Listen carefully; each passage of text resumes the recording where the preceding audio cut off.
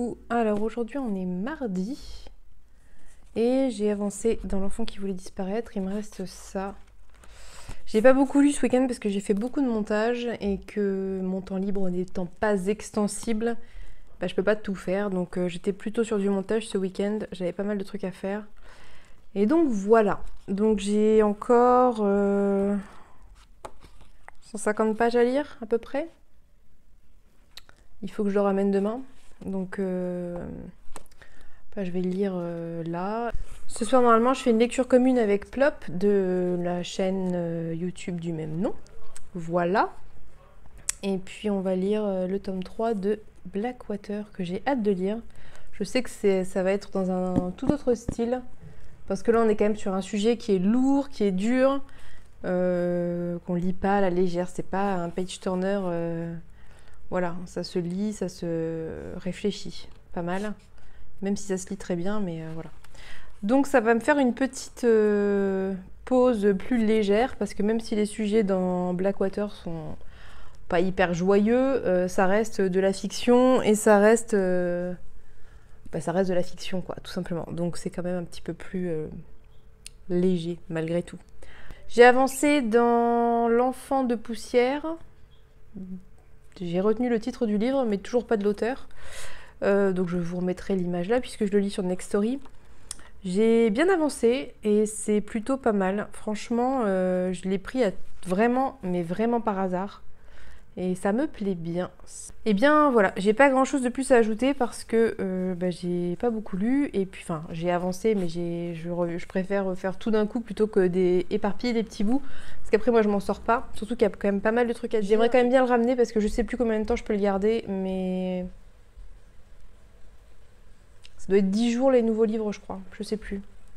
Mais bon, de toute façon, comme j'ai fait plein de réservations, eh bien, le mieux est quand même que je le ramène, que je le termine et que je le ramène, ainsi que Cuchiel, que j'ai toujours, évidemment. Et puis, j'ai encore La Femme ours à lire, mais j'ai un petit peu plus de temps, donc ça, on verra.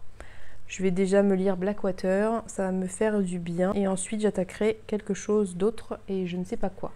Et je trouve que c'est toujours un plaisir de choisir sa lecture. J'aime pas choisir mes lectures d'avance. J'aime bien, sur le moment, regarder et faire au feeling et suivre mon envie. Et c'est vraiment un moment que j'adore. Voilà. Bon, allez, on se retrouve ce soir. Je ferai peut-être quelques plans pour la lecture commune, ça peut être rigolo. Allez, à toutes.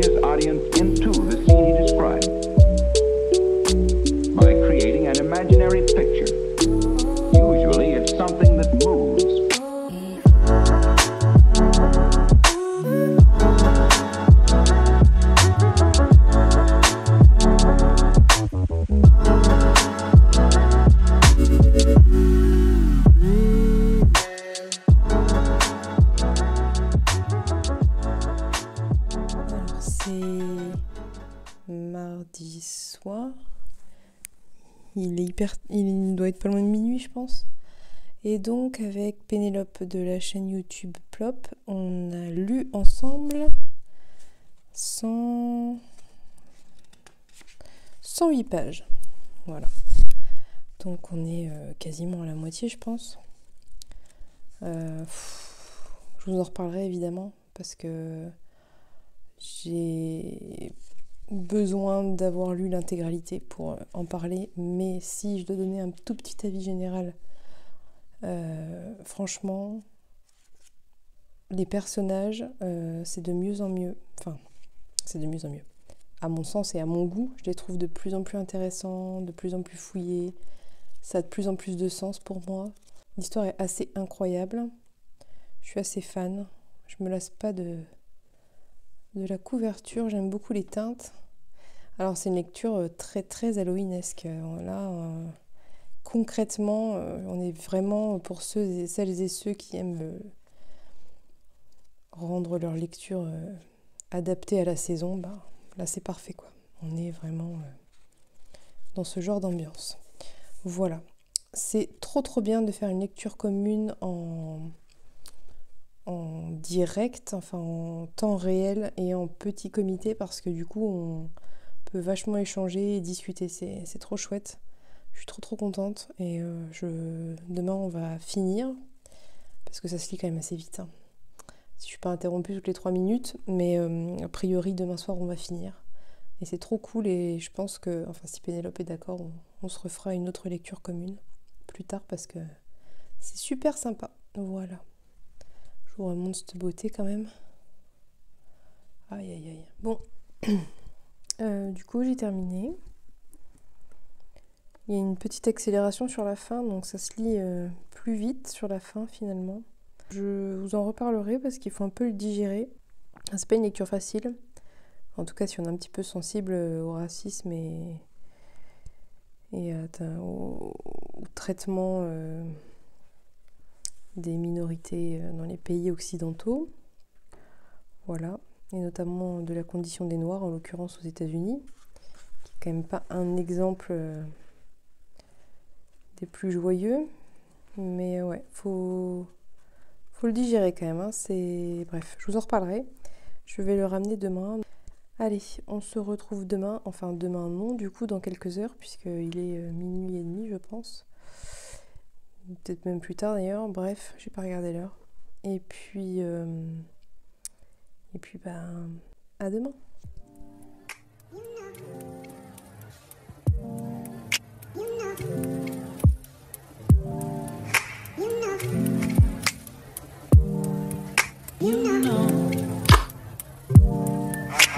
I begin to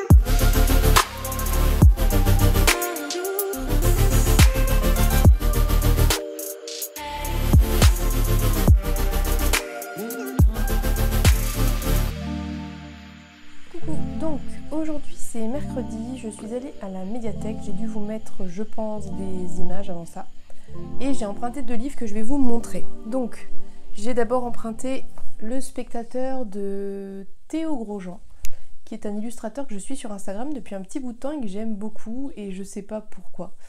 Je suis passée à côté de cette publication. Enfin du moins si, je pense que je sais pourquoi, c'est parce que au moment où ça a dû se faire et sortir, j'étais pas forcément à fond sur les réseaux sociaux.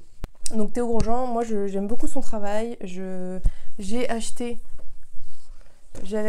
L'homme le plus flippé du monde à sa sortie en 2020 et j'ai précommandé sa prochaine bande dessinée qui sort aux éditions Exemplaires et que je dois recevoir normalement début décembre.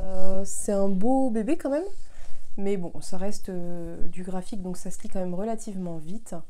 C'est pas du tout sur ma pile à lire d'automne ou ni quoi que ce soit, mais peu importe.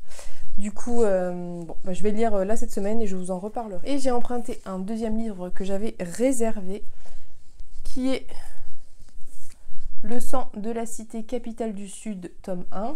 Je n'en sais rien, en tout cas je ne sais rien de l'histoire. Tout ce que je sais, c'est que pas mal de personnes en ont parlé et que la couverture me plaisait. Donc voilà, je vais le lire et je vous en redirai, je vous en donnerai des nouvelles. Je pense pas cette semaine, mais on verra, on sait jamais.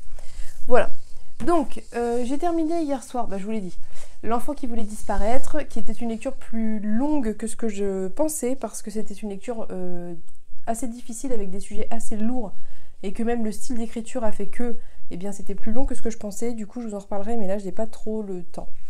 Mais par contre, j'ai le temps de vous montrer ce que j'ai acheté, ce que j'ai reçu ce week-end, et je l'ai montré sur Insta et je ne l'ai pas montré ici. J'ai réalisé ça tout à l'heure.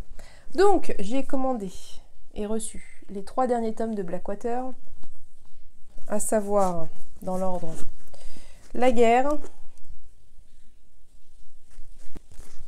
La fortune et Pluie. Voilà, donc j'ai pas besoin de vous redire, je pense, comment j'aime cette saga.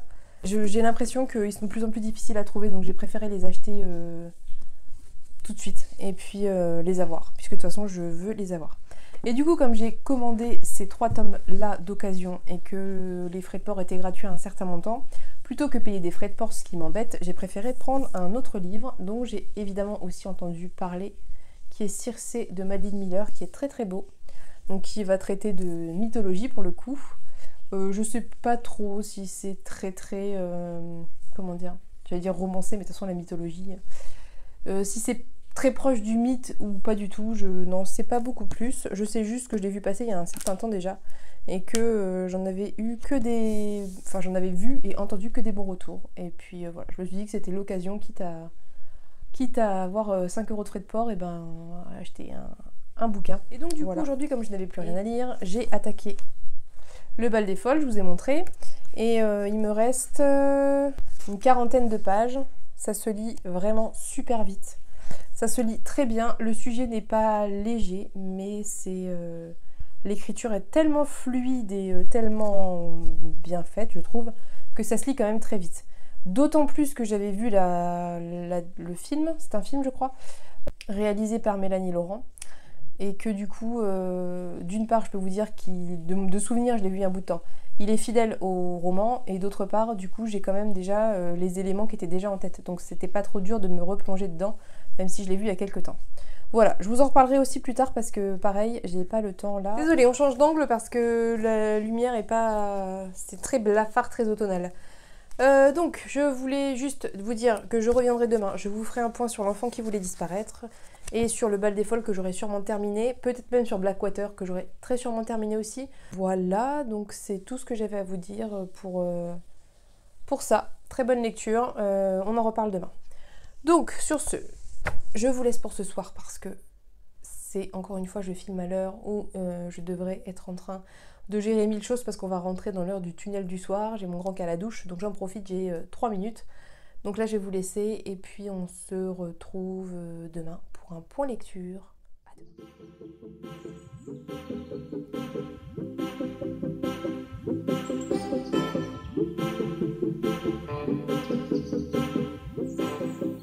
Donc j'ai terminé la lecture de Blackwater. Je vais vous faire un point maintenant parce que je ne veux pas trop y revenir dans la mesure où c'est un tome 3 et que je veux évidemment pas trop en dire. Cependant, je peux quand même vous donner quelques points qui ne sont pas spoilants à mon avis et qui peuvent peut-être vous éclairer, vous donner envie. Premier point que j'ai trouvé vraiment très marqué dans ce livre, on va dire, c'est l'évolution des personnages. Je trouve qu'ils sont tous intéressants à leur manière, ils évoluent tous. Aucun n'est le même que dans le tome 1. Alors, évidemment, ils ne sont pas totalement différents, mais tous ont évolué et ils ne sont plus exactement les mêmes. Et c'est très bien fait parce que d'une part, dans le tome 1, on est dans les années 20. Au début du tome 3, on est au moment du krach boursier américain. donc dans les années 30, et encore quelques années s'écoulent durant ce tome. Donc évidemment c'est très réaliste parce que personne ne reste exactement pareil pendant 10 ans. Puisqu'au début il les présentait entre guillemets grossièrement, plus ça va, plus on rentre dans des aspects de leur personnalité qui est plus précise, plus affûtée. Donc ça c'est vraiment hyper intéressant parce qu'aucun n'est manichéen, aucun n'est parfaitement bon ou parfaitement mauvais. Je trouve qu'ils ont tous des défauts. Alors plus ou moins grands, on est d'accord, hein, ils sont pas tous à égalité sur ce point-là, mais ils ont tous des défauts. Ils ont tous des moments où on va les apprécier et des moments où on va ne pas pouvoir les supporter pour X et Y raisons. Je vous laisserai lire par vous-même. Et évidemment, le personnage, enfin pour moi en tout cas, culminant de l'histoire, c'est évidemment Elinor, puisque ça reste quand même le personnage principal et en fait la raison même de l'histoire finalement. Mon avis sur Elinor a pas mal évolué durant ce tome parce que jusqu'à présent, j'étais pas forcément fan du personnage. Il manquait quelque chose qui faisait que oui, c'était un bon personnage, mais elle n'était pas spécialement attachante à mon sens. Enfin, je saurais pas trop vous dire. Je la trouvais, voilà, j'avais pas d'attachement particulier pour elle et je l'aimais pas spécialement. Ceci étant dit, il n'y avait aucun personnage que j'aimais vraiment spécifiquement. Mais bref. Là, dans ce tome, je trouve qu'il y a une véritable évolution d'Elinor. Parce que ou alors c'est juste peut-être mon regard qui a évolué, j'en sais rien. Mais je trouve que vraiment, vraiment, son côté, toute la puissance du personnage ressort vraiment énormément dans ce tome. Elle est très, fascinante, elle est très mystérieuse, voire mystique, mais c'est pas clairement décrit dans le livre. C'est un sentiment que l'on a quand on lit, et c'est jamais clairement dit. Et les personnages de l'histoire ne la perçoivent pas tout à fait de cette façon, en tout cas pas consciemment, et c'est pas comme ça qu'ils la décrivent. Mais tout le monde sent qu'il faut pas se frotter à elle, quoi, si vous voulez. Et je trouve que c'est vraiment très bien fait. Et évidemment, ces aspects de sa personnalité sont d'autant plus alimentés par l'aspect fantastique, voire horrifique, qui est encore plus développé, en tout cas qui est plus présent dans ce tome, à mon sens. Donc vraiment, elle a un côté très sorcière, très créature mystique, très dangereuse en fait, qui est vraiment positif à mon sens. Pour moi en tout cas, c'est quelque chose de positif. C'est un personnage que je décrirais pas comme attachant, c'est pas un personnage... Enfin, en fait, vu qu'on n'a jamais vraiment peur pour elle et qu'on n'est jamais... qu'elle a jamais vraiment d'émotions fortes, enfin voilà, elle n'est pas attachante à proprement parler, mais elle est fascinante et voilà, enfin moi en tout cas j'ai tendance à facilement être envoûtée par ce personnage et à être de son côté finalement. Et donc c'est que à mon sens, en tout cas sur moi, le travail qu'a voulu faire l'auteur est très bien réalisé, puisque son personnage marche parfaitement avec moi et marche parfaitement sur moi. Et je voudrais ajouter concernant Elinor, que c'est d'autant plus visible, son personnage est construit en totale antithèse du personnage de Mary Love, qui est donc sa belle-mère, qui est la mère d'Oscar, parce que, si vous voulez, au début du tome 1, elles sont présentées, Mary Love est présentée comme la femme puissante de la ville, parce qu'elle a toute sa famille sous sa coupe, que c'est la famille la plus riche et que c'est elle qui dirige tout. Alors a priori à égalité avec son beau-frère James, qui est donc le frère de son mari, de son défunt mari, mais en réalité, c'est elle qui dirige tout. Donc elle est ultra puissante. Même les gens qui ne l'apprécient pas et qui ne pensent pas du bien d'elle ne parlent jamais en mal d'elle, parce qu'elle est... voilà, elle dirige tout et tout le monde. Et c'est vrai qu'au début, avec Mary Love, moi en tout cas, j'avais un petit peu ce sentiment qu'elle était imbattable parce qu'elle était trop forte et qu'elle était... au-dessus de... Enfin voilà, qu'elle avait toujours, entre guillemets, un coup d'avance. Et si vous voulez, dans ce tome, depuis le tome 1 et petit à petit, et vraiment fortement dans ce tome, eh bien, la force tranquille d'Elinor, petit à petit, pousse Mary Love derrière ses retranchements, en dehors de ses habitudes et de sa façon de faire, et elle la pousse à sortir du bois, à se révéler en quelque sorte. Et du coup, les deux personnages, à mon sens, se construisent en antithèse, parce que c'est censé être deux femmes puissantes, mais que pas de la même manière, et comment dire, c'est compliqué à expliquer sans trop en dire. J'ai vite tendance à avoir envie d'évoquer des passages précis, c'est compliqué, mais bref, tout ça pour dire que, si je résume le propos, en plus il est tard, je suis un peu fatiguée, il y a vraiment Elinor d'un côté, Mary Love de l'autre, aux deux extrémités. Bon, je sais pas pourquoi mon téléphone coupe, donc je vais un peu abréger, parce que de toute façon, ça sert à rien que j'en parle trop. Tout ça pour dire que les personnages sont de plus en plus intéressants, et notamment le personnage d'Elinor que j'apprécie particulièrement. Mais en fait, tous les personnages, à mon sens, sont très bons, même ceux que je ne supporte pas. Vraiment. Et tous apportent quelque chose à l'histoire, et tous font en sorte que l'histoire avance par leurs réactions, par ce qui leur arrive, enfin voilà. C'est difficile de se dire tel personnage est inutile. Voilà. Enfin, en tout cas, selon moi. Après, c'est propre à chacun, bien évidemment. Ok. Alors, qu'est-ce que je voulais ajouter? Dans ce tome, l'aspect fantastique est vraiment, à mon sens, beaucoup plus présent que dans les tomes précédents. J'avais vraiment l'impression que dans les tomes précédents, c'était une histoire réaliste, ponctuée à certains moments de touches fantastiques, voire horrifiques, un peu éparpillées et un peu ponctuelles.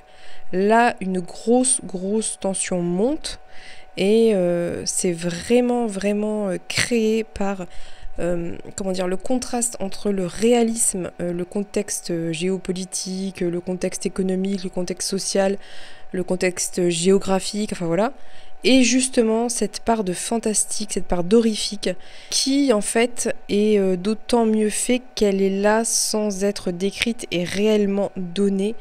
On ne sait pas dans quelle mesure ce qui est fantastique en fait fait partie du domaine du rêve et des peurs des personnages et ce qui se passe vraiment. Mais du coup la tension monte, vraiment l'aspect horrifique est d'autant plus exacerbé que le contexte et l'histoire est très réaliste, notamment l'histoire de famille et les conflits dans la famille, au sein même de la famille. Donc ça, j'ai trouvé que c'était vraiment bien fait pour moi. Ce tome-là, beaucoup plus que les précédents, c'est typiquement un tome d'Halloween de fin octobre, quoi. Sincèrement, alors après je suis bon public et je suis un peu flippette, mais sincèrement, il y a quelques moments où j'ai un peu frissonné et sursauté quand il y avait quelque chose qui craquait chez moi, parce que ouais, c'est quand même un peu horrifique. Après, voilà, comme toujours dans Blackwater, il y a des petits moments assez violents, assez, voilà, un peu hard quand même, mais c'est pas non plus, on n'est pas dans la description d'horreur, quoi. Ouais, ce que je retiens de tout ça, c'est qu'il y a une question qui pour moi persiste et à laquelle j'espère avoir une réponse à la fin, c'est quel est le but que poursuit Elinor dans cette conquête de cette ville, dans cette conquête de cette famille. Quel est son but réel, qu'est-ce qu'elle veut? Et j'espère vraiment avoir une réponse, parce que ça m'intrigue beaucoup. Je conclus sur Blackwater, en tout cas sur le tome 3 de Blackwater. C'était une très bonne lecture, ça se lit très vite, on s'est fait 2 sessions sur 2 soirées avec Pénélope, on a dû y passer peut-être 2 heures, 2 heures et demie par session. Ça se lit quand même assez vite, ça se lit très bien, ça se lit vraiment très bien. Franchement, c'est très page-turner, on a envie de savoir la suite, et c'est difficile de s'arrêter.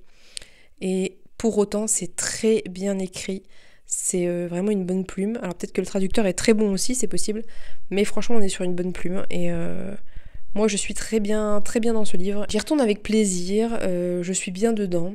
Voilà, donc j'arrête avec ça parce que je ne devais pas parler beaucoup, et comme d'hab, je parle beaucoup, je suis désolée. En tout cas, j'espère que ça vous aura donné envie et que ça vous aura apporté des petites choses pour votre propre lecture.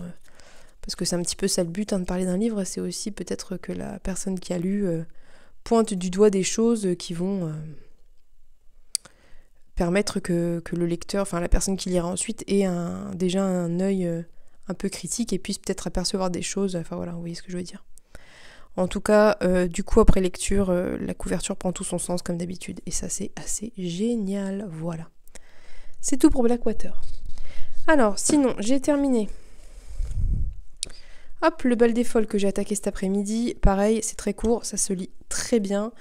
Franchement, c'est vraiment un livre qui se lit très bien. C'est une très bonne lecture.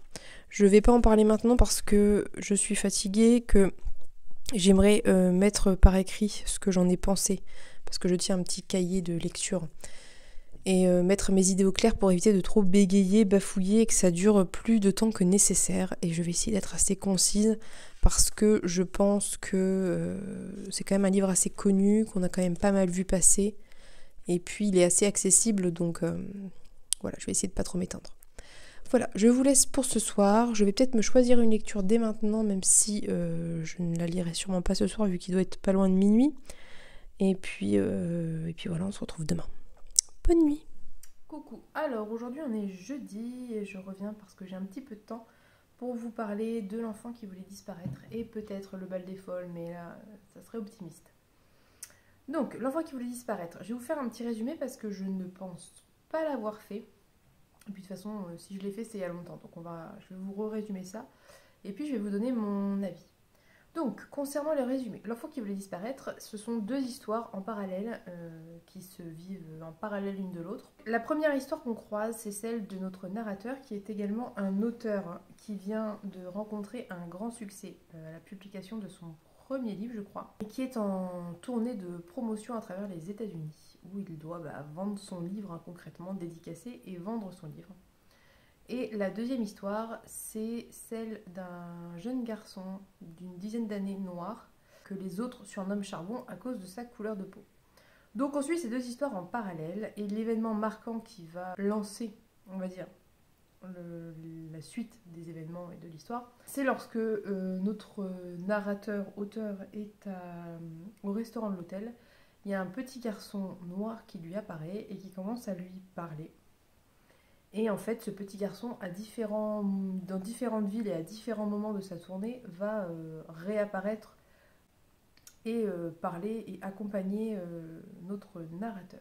Donc ce petit garçon, qui est un petit peu mystérieux, explique à notre narrateur que en fait, il est bien réel, mais qu'il a un don que ses parents lui ont appris, qui est de pouvoir disparaître, en tout cas se rendre invisible, disparaître à volonté afin de se protéger du monde et des gens et du racisme du pays, même s'il le formule pas vraiment comme ça, mais en gros c'est ce qu'on comprend et c'est ça. Donc ce qu'il faut savoir concernant le narrateur, et c'est dit assez rapidement dans le livre, c'est qu'il a des troubles qui font qu'il est incapable de différencier la réalité de son imagination. Et donc assez rapidement, il va se dire que ce petit garçon sort tout droit de son imagination. La rencontre du petit garçon et du narrateur, et évidemment l'histoire en parallèle qu'on suit, l'histoire de Charbon, vont en fait obliger l'auteur à se confronter à la réalité de la condition des Noirs aux États-Unis et à admettre en fait que tout simplement, quand on est noir aux États-Unis, on vit sous une menace constante et invisible. On vit dans une peur permanente. Donc en fait, l'histoire qui est un petit peu difficile à résumer parce qu'il se passe beaucoup de choses, mais beaucoup de petits événements dissociés. Enfin voilà, je peux pas trop vous donner une histoire plus complète que ça. Donc, concernant mon avis, alors, d'abord sur la forme. Sur la forme, je vous ai dit, on est plutôt sur deux histoires qui sont en parallèle, qui se passent l'une en parallèle de l'autre. On a, concernant l'histoire de Charbon, pas d'indication temporelle, il me semble.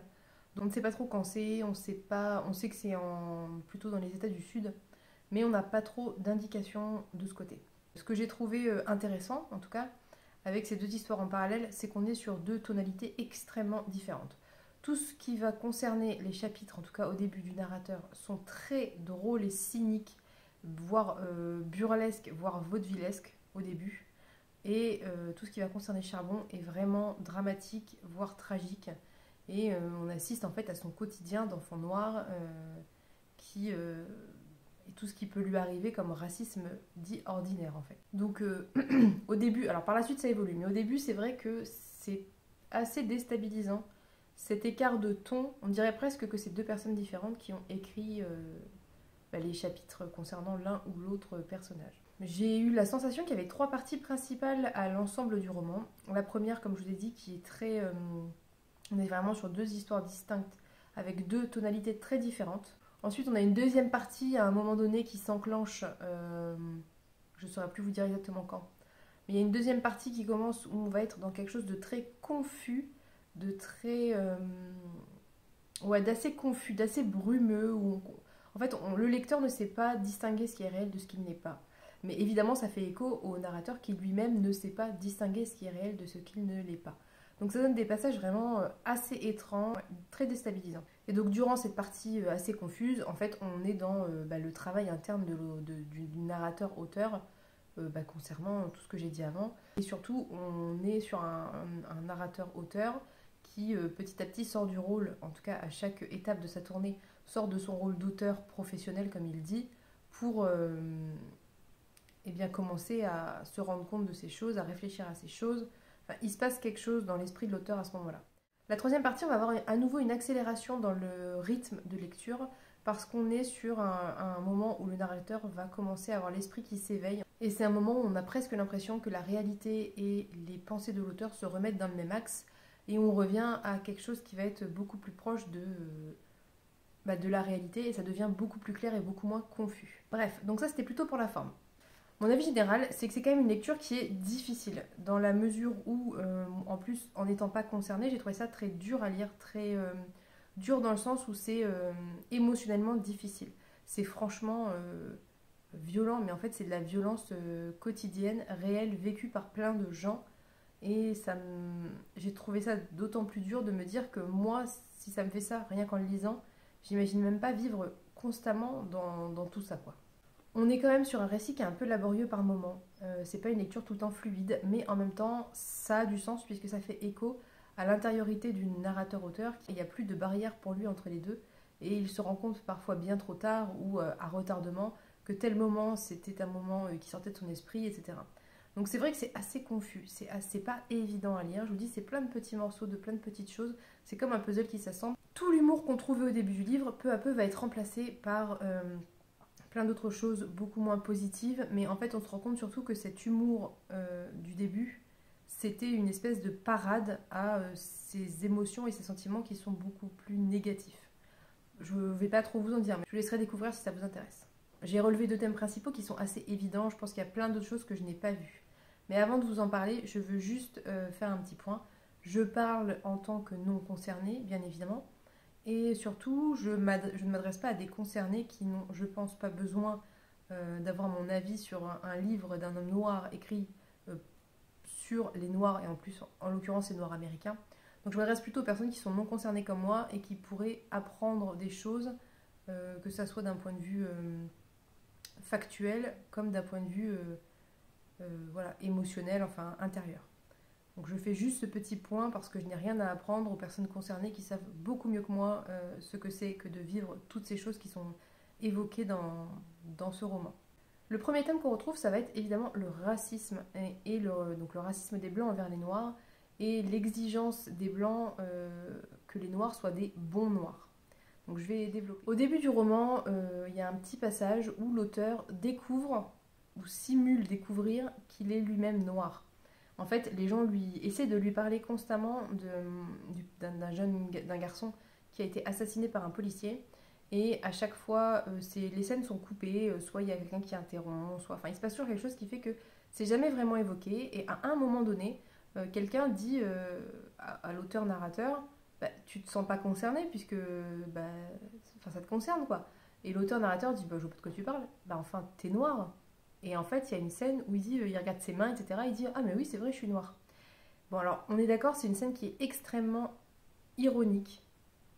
Parce que, évidemment, pour moi, ça veut dire que d'une part, quand on est noir, on ne peut pas l'ignorer pour les raisons évoquées avant, premièrement. Et deuxièmement, en même temps, quelque part, le fait de toujours envoyer les gens, en tout cas les gens qui ne sont pas blancs, à leur couleur de peau, à leurs origines, etc., c'est quelque chose que vivent toutes les personnes racisées au quotidien. Et évidemment que du coup, cette scène est très très ironique, très cynique de la part de l'auteur. Il y a une question récurrente qui est évoquée par le narrateur, c'est pourquoi les blancs se sentent obligés constamment de envoyer un homme noir, une connaissance, un ami, ou voilà, à l'histoire, aux histoires des autres personnes noires. Ça revient énormément. L'auteur ne se sent pas d'obligation morale de parler de l'histoire des autres noirs parce qu'il est noir. Et il y a vraiment cette dimension qui d'ailleurs on retrouve dans Les Abysses, et c'est pour ça que je trouvais que les deux lectures s'enchaînaient assez bien, parce qu'il y a vraiment toujours comment dire, ce choc entre l'individu, l'individualité, le fait d'être un individu à part entière, et le fait d'appartenir à une histoire et à un groupe duquel évidemment on puise des choses, mais duquel aussi parfois on voudrait desquels parfois on aimerait s'émanciper. Et le fait est que dans le livre, il est clairement montré qu'à chaque fois qu'il y a quelque chose qui arrive à un jeune homme ou voilà, à un noir, l'auteur constamment le ramène à ça en lui disant mais tu devrais en parler, tu devrais donner ton avis, etc. Et c'est pas ce que lui souhaite. En tout cas, au début, c'est pas ce qu'il souhaite. Il est constamment solidarisé à tous les autres noirs du pays, Comme si en fait chaque noir n'était qu'une petite partie d'un tout. Comme s'il était impossible de les diviser, de les séparer, qu'ils soient en fait des individus, qu'ils ne se connaissent pas. Enfin, je veux dire, au même titre que si on réfléchit bien en tant que blanc. Est-ce que quand il arrive quelque chose à un blanc, on va se dire oh mon Dieu, il faut que je parle au nom de ce blanc avec... Voilà, on ne se sent pas solidaire spécialement des autres blancs quand on est blanc. Et on attend des noirs, en fait, qu'ils soient solidaires des autres noirs parce qu'ils sont noirs. Ou alors c'est peut-être aussi cette idée que tous les noirs font partie de la même famille, que c'est qu'un peuple, c'est le même peuple en fait. Comme s'il n'y avait pas aucune différence entre les uns et les autres, comme s'ils se connaissaient tous, comme si voilà, c'était une famille. Ce qui évidemment est une idée extrêmement raciste, hein, entendons-nous bien. Et en fait, on remarque du coup la société qui se veut bienveillante, les individus blancs qui se veulent bienveillants, ne font que renvoyer notre auteur-narrateur au fait qu'il est noir, tout le temps, constamment. Et c'est toujours ce qui ressort de tout ça. Et en fait, il y a une grosse dissociation entre l'individu, donc voilà, par exemple notre narrateur, et les attentes des personnages blancs de l'histoire. Parce que il est en tout cas pour moi, il est inconcevable que des blancs se permettent de faire la morale à une personne noire en lui disant mais pourquoi tu parles pas de ce qui s'est passé, pourquoi tu parles pas de cette fusillade, pourquoi tu parles pas de cette mort, pourquoi tu parles pas de ci, pourquoi tu parles pas de ça, t'es auteur, tu as une voix, tu te dois de. Et c'est extrêmement inconvenant et c'est d'autant plus visible dans le livre que en fait le narrateur pointe ça du doigt en disant mais en fait non, enfin j'ai pas envie, je saurais pas en parler, j'ai pas envie d'en parler, enfin c'est voilà, non. Et tout le monde constamment le renvoie, enfin tout le monde, les blancs le renvoient tout le temps à ça. Et finalement les attentes des blancs envers les noirs, c'est soit qu'il soit un noir solidaire envers les noirs, soit qu'il soit un noir mais qui essaye de faire oublier qu'il est noir en se comportant et en faisant ce que ferait un blanc entre guillemets si tant est que ça ait du sens. Mais en fait c'est une quête impossible puisqu'il peut se comporter de toutes les manières possibles, il sera toujours renvoyé à sa couleur de peau finalement. Et donc la souffrance que met en avant le narrateur-auteur, c'est tout simplement d'être né dans un pays avec des parents nés dans ce pays et d'y être comme un étranger. En fait, il a la sensation de ne pas avoir de patrie, de ne pas être rattaché à quelque chose, à quelque part, et d'être toujours un étranger en fait, alors qu'il ne l'est pas du tout, que ses parents ne l'étaient pas, et ainsi de suite quoi. Et on voit bien clairement cette absence de repères et d'identité due au fait que, un noir c'est un noir. Je veux dire, il n'a pas. Bon, si on regarde le personnage de Charbon, on l'appelle Charbon. On ne sait jamais son prénom, son vrai prénom, son prénom de naissance. Il est appelé Charbon. Et c'est vraiment à ça que renvoie constamment l'auteur. Au fait que quand un individu est noir, il est renvoyé constamment à ça. Et il n'est que ça avant toute chose. Et du coup, il n'a pas d'identité propre. Il fait partie d'un tout. Voilà. Et ce que les blancs attendent des noirs aussi, c'est qu'ils soient de bons noirs. Être un bon noir, c'est être capable de faire semblant de croire que, comme tous les autres, comme les blancs, comme tout le monde, ils ont une chance de s'en sortir. Ils ont une chance de réussir, comme tout le monde, s'ils se donnent les moyens. S'ils font tout pour, ils vont y arriver. Et c'est évidemment extrêmement hypocrite. Déjà d'une, parce que depuis leur naissance, on répète, le narrateur le dit, hein, c'est pas moi qui l'invente, on leur dit constamment que ce sont des parasites, que ce sont des voleurs, que ce sont des futurs prisonniers, et on fait que à la télé, dans les médias, etc., montrer cette image. Et en plus de ça, on sait pertinemment que, aux États-Unis très particulièrement, je pense, de manière plus exacerbée qu'ici, pour réussir à s'en sortir, il faut déjà réussir à survivre. Il faut déjà... ça demande tellement de... C'est pas juste si tu veux, tu peux, c'est pas comme ça que ça marche. Mais c'est ce que les blancs attendent des noirs, et c'est clairement montré dans le livre. Et c'est pour ça que notre auteur est très intéressant pour tous les blancs qui le mettent en avant, parce que c'est un noir qui a réussi. C'est un noir qui est connu, qui est célèbre, qui a écrit un bon livre. Et c'est ce fameux contre-exemple de celui qui a réussi. Pour une personne qui a réussi, combien de milliers qui n'ont pas réussi, entre guillemets, on s'entend sur ce que veut dire réussir, bien évidemment, ou qui sont morts, qui ont été assassinés, ou etc. Mais c'est ça le bon noir, c'est celui qui a réussi à sortir de sa condition, etc. Deux passages très intéressants dans le livre vis-à-vis des blancs. Le premier, c'est quand le coach média, engagé par la manager de notre auteur, lui explique qu'il ne doit surtout pas parler des Noirs, de politique, etc., que ça n'intéresse pas les gens. Les gens ne sont pas là pour qu'on leur prenne la tête avec ces histoires, qu'on les renvoie au passé colonialiste des Occidentaux, que c'est bon, c'est oublié, on passe à autre chose. Donc il y a ce premier passage qui est quand même un classique, hein, je veux dire, on l'entend assez dans les médias, nous, à l'heure actuelle. Deuxième passage très intéressant, c'est un policier qui parle et qui explique que, en gros, si les Noirs sont en colère, ce n'est pas de sa faute.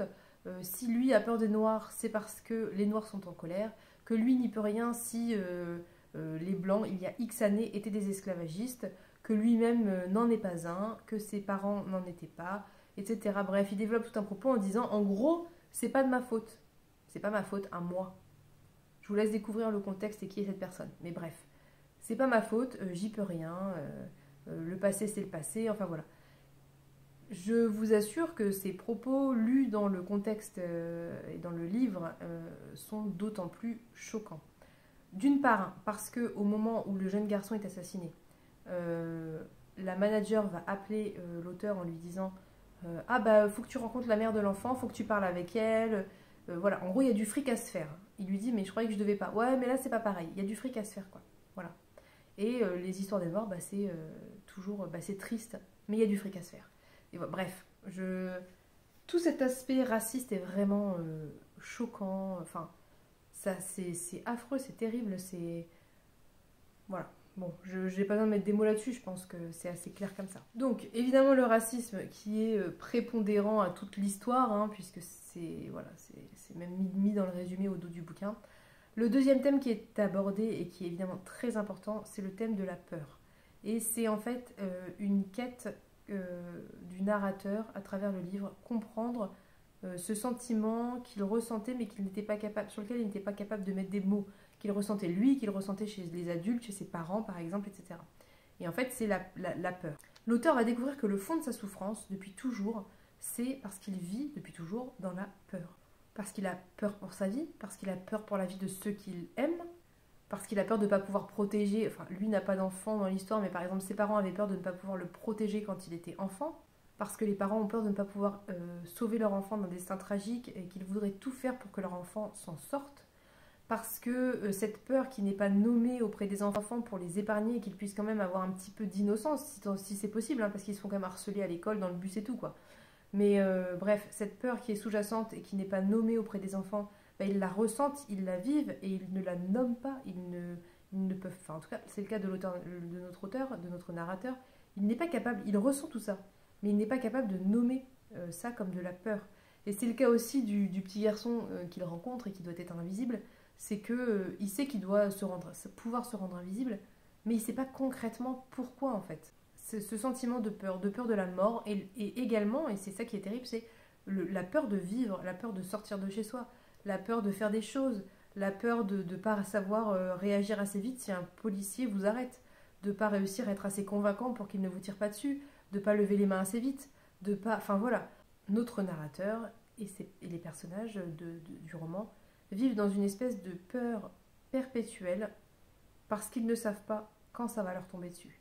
En gros, ils ne savent jamais qui va être tué, quand. Est-ce que ça sera un adulte? Est-ce que ça sera un enfant? Est-ce que ça sera demain soir en allant faire une course à l'épicerie parce qu'on n'a plus de couches? Est-ce que ça sera, je sais pas moi, en faisant un footing? Est-ce que... Ils ne savent jamais, ils vivent dans une totale incertitude constante et avec l'impression qu'ils n'ont aucun pouvoir sur leur destin puisqu'ils ne... C'est pas juste la peur de se faire renverser par une voiture et c'est pas de chance. Là, c'est une peur réelle, constante et concrète. D'ailleurs, vous verrez, si vous le lisez, les passages décrits où on voit des gyrophares et des lumières bleues est extrêmement traumatique, vraiment.